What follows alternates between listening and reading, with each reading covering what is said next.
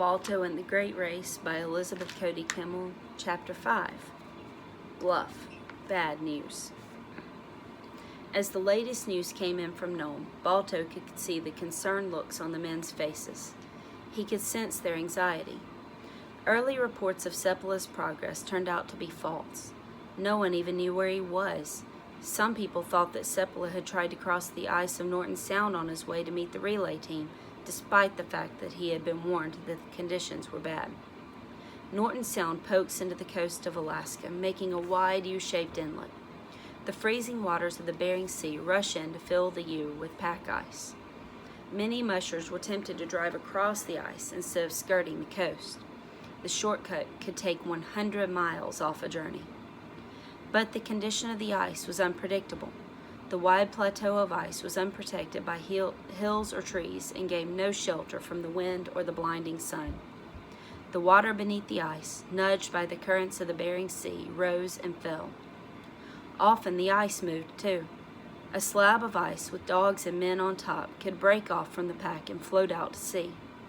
Slabs could also pull apart from each other, leaving only a thin layer of newly formed ice between them. To a musher and a team of dogs, the ice would look firm until they were on top of it. Then it would be too late. Many a musher and team had plunged through thin ice and into the freezing ocean. Most were never seen again. Chapter 6. Nome, more bad news. As Kaysen and his dogs waited impatiently, the situation in Nome got worse. Reports said that Dr. Welch was working around the clock and was close to collapsing from exhaustion and stress. The Nome Red Cross had organized volunteers to help the doctor, but there was only so much they could do. There was one ray of light in all this darkness. Her name was Emily Morgan. Nurse Emily Morgan had come from her home in Wichita, Kansas to do missionary work in Alaska.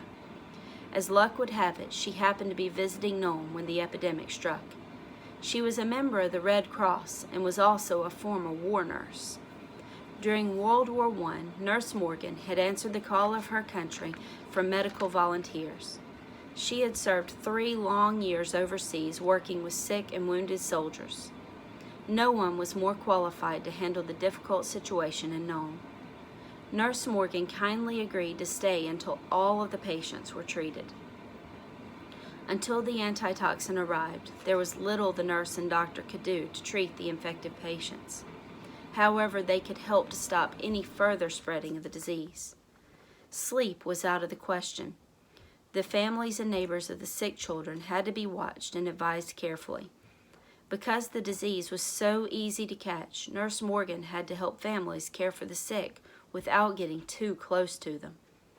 Anyone already exposed to the disease was told to keep away from healthy people.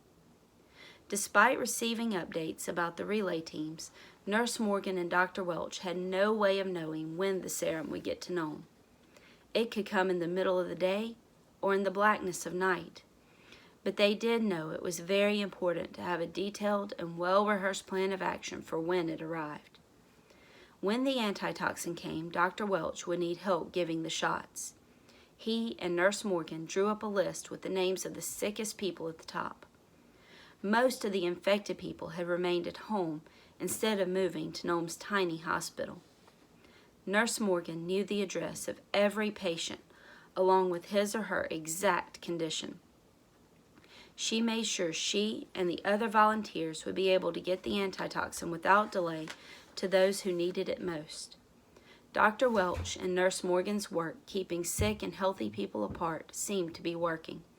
The infected patients were still very sick, but no new cases of diphtheria had been diagnosed for an entire day.